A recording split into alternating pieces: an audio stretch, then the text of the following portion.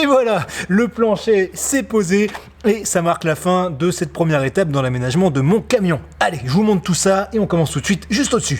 Allez, installation de l'antenne courte là. Avec ce petit morceau de plastique, à mon avis, à part boucher le trou, ça va pas servir à grand chose. Je pense clairement que ça va rien capter du tout. Donc je crois que j'ai juste perdu 10 balles et j'aurais mieux fait de le laisser comme ça. Hein. Ouais, j'ai perdu 10 balles, hein, ça tourne en boucle. Clairement, ça ne capte absolument rien avec cette petite antenne courte. Bon, quand j'ai installé cette petite antenne et que je l'ai testée, j'étais à la campagne. En ville, ça marche bien, mais en fait aussi, ça marche bien si on la dévisse. Hein, donc clairement, ça ne sert à rien. À part faire joli, ça ne sert à rien. Ensuite, après avoir fini de faire un bon gros nettoyage de la cabine, j'ai installé ici là 2 ports USB pour pouvoir recharger mon téléphone ou d'autres bricoles, hein, comme une caméra ou je ne sais quoi. Alors, ça vient en remplacement de ce petit crochet, hein, dont j'ai jamais vraiment compris l'utilité, et franchement, c'est pas bien compliqué à installer. Faut juste démonter quelques caches plastiques et ensuite réussir à virer le crochet. Alors ça, c'est la partie la plus chiante parce que faut réussir à choper les petits clips qui sont derrière. Franchement, c'est pas évident, on se fait un peu mal aux doigts, mais bon, on y arrive. Ensuite, suffit de se rebrancher sur la commande du chauffage et si besoin, de virer un peu de matière pour que le bordel loge bien. Là, je vous le dis, je n'ai absolument rien inventé, j'ai juste mis en pratique un tuto que j'ai trouvé sur un forum qui s'appelle Trafic Aménagé. Si ça vous intéresse, je vous mets le lien juste en dessous dans la description. Je vous mets aussi le lien là des ports USB que j'ai choisi. De mémoire, c'était 10 ou 20 balles, je sais plus de trop. Et en fait, j'ai pris ceux-là, c'est pas les moins chers, mais il y a un gars sur ce forum là qui disait qu'il avait eu des problèmes de de surchauffe avec d'autres modèles. Il avait mis le lien de celui-ci qui visiblement fonctionnait très bien. Donc j'ai joué la sécurité, j'ai pris ça. Là pour la cabine, j'ai encore 2-3 petits trucs de prévu, mais j'attends du matos, donc en attendant, j'ai démarré l'arrière et ça commence avec du démontage.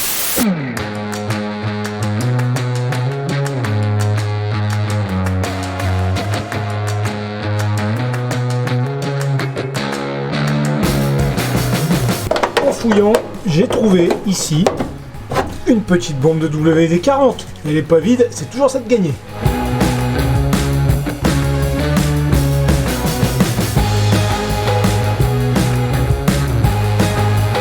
Bon voilà, j'ai attaqué le démontage là, de l'habillage bois à l'arrière. Et là, ces putains de vis carrées qu'on a pour fixer justement tous ces panneaux de bois. Je connaissais pas le pas carré là comme ça, c'est le pas Robertson. Donc apparemment c'est un truc américain ou canadien je crois. Mais c'était une galère pour trouver la putain de bonne douche de tournevis. Bon, jusqu'à là, tout allait bien pour le démontage. Hein. On a les vis là avec les têtes carrées. Donc ce panneau-là, tout va bien. Et celui-là, ils sont allés me foutre des rivets là-dedans, putain, sérieux.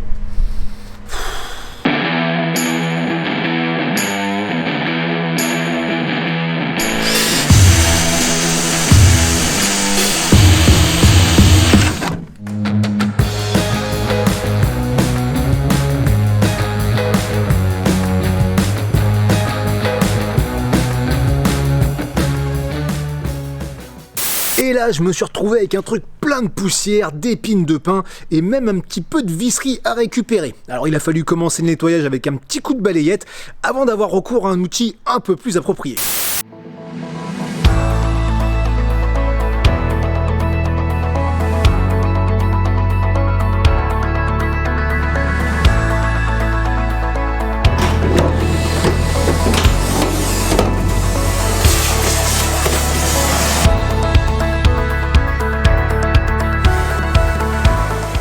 Bon voilà, c'est déjà un petit peu plus propre. Par contre, mauvaise nouvelle, là j'ai éteint un petit peu mon aspirateur le temps de regarder un truc et là, marche plus. Alors ça va que j'avais quasi fini, mais fait chier quoi. Maintenant je vais avoir un camion propre et un appart dégueulasse. Et maintenant on va frotter un petit peu tout ça. Et donc là je vais utiliser de l'alcool ménager. C'est un produit que j'ai l'habitude d'utiliser assez souvent. Je sais pas si c'est plus adapté à la situation, mais je vais rester donc sur mes bonnes habitudes. Et là au magasin de bricolage j'ai trouvé un nouveau parfum. Enfin du moins je le connaissais pas. Parfum menthe. Hein. Moi à l'époque où j'en achetais c'était que citron ou vanille. Alors vanille je vous le déconseille. Ça pue, mais ça pue.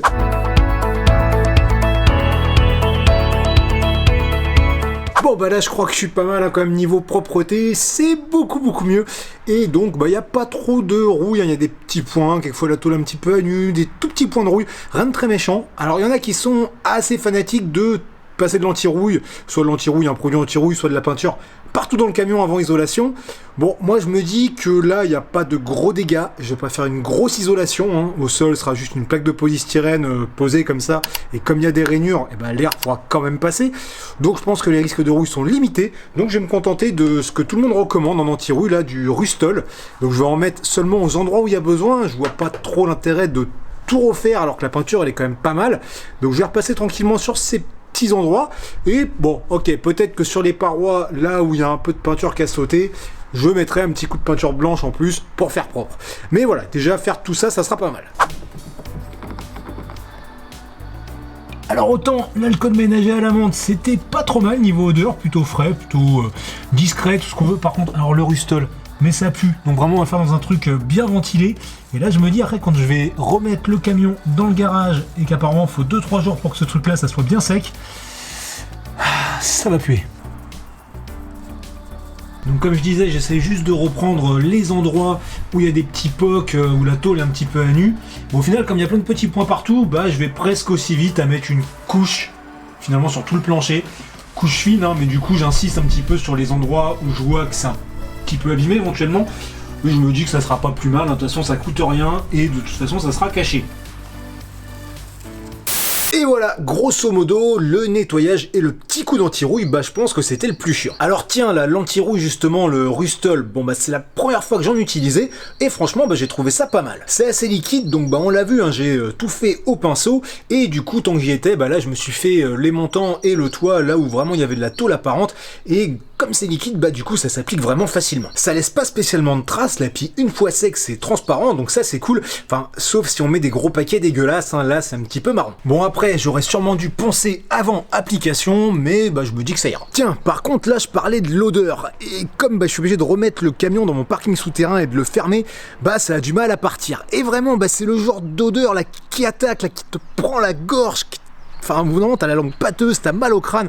Enfin, tu sens que c'est quand même le genre de produit avec lesquels faut pas faire n'importe quoi et faut faire ça vraiment dans un espace bien ventilé. Bref, on en arrive à la pose là du plancher et j'ai dû commencer d'une manière un petit peu sauvage là pour réussir à enlever les cornières en alu qui étaient fixées sur le bois. Il y a peut-être plus simple pour faire ça, mais bah quand t'as pas les bons outils, tu te démerdes et là j'ai envie de dire louer soit la pince et tout. Ensuite, bah j'ai fait un petit coup de nettoyage là histoire de, et puis bah j'ai attaqué la découpe de l'isolant.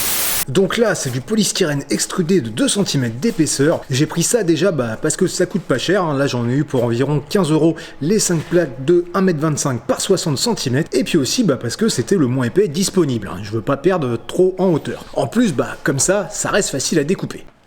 Donc là j'ai disposé mes plaques de polystyrène directement sous mon plancher, ça va éviter en fait de faire des tracés et comme ça je vais pouvoir couper en suivant le contour. Donc j'ai 4 plaques dans un sens et j'ai ici ma 5e plaque. Normalement en la découpant là et en la remontant, ça va me permettre de faire tout le plancher tranquillement et ça devrait être à peu près propre.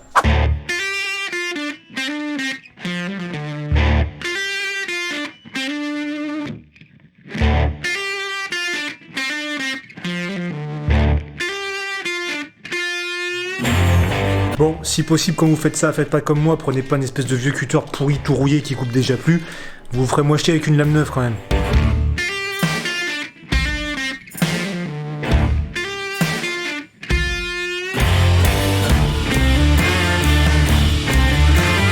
Eh, c'est pas mal, non? Juste un petit morceau à remettre là, avec une chute.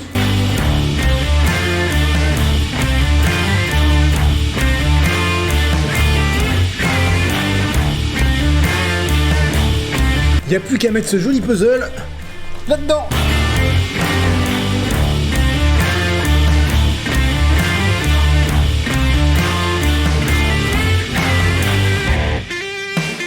Bon, bah je pense qu'on est pas mal hein, pour le plancher, hein. C'est plutôt bien ajusté, il y aura peut-être 2-3 petites retouches à faire, mais rien de bien méchant. Seul truc qu'il faudra vraiment que je fasse là, c'est que j'achète des petites cornières en alu pour faire propre au niveau des seuils de porte, hein, tout simplement. Et puis voilà, ça sera nickel. Et voilà, et bah c'est tout pour cette première étape. Alors c'était un petit peu les trucs chiants, mais dans l'histoire, il n'y a pas le choix, hein, faut bien les faire. Pour la suite, bah là j'attends mon isolant pour les parois et le toit. Après je vais faire sauter la cloison, je devrais pouvoir remplacer l'autoradio et il faudra penser à construire les structures qui vont bien pour aménager l'intérieur. En attendant, si vous avez des idées ou des conseils, vous pouvez me laisser tout ça là juste en dessous dans les commentaires ou pourquoi pas même sur Instagram. Et voilà, et j'espère que cette vidéo vous a plu. Alors n'hésitez pas à la liker et à la partager et puis aussi aussi vous abonner à la chaîne, parce que ça fait vraiment très plaisir. Moi je vous fais des bisous et je vous dis à bientôt.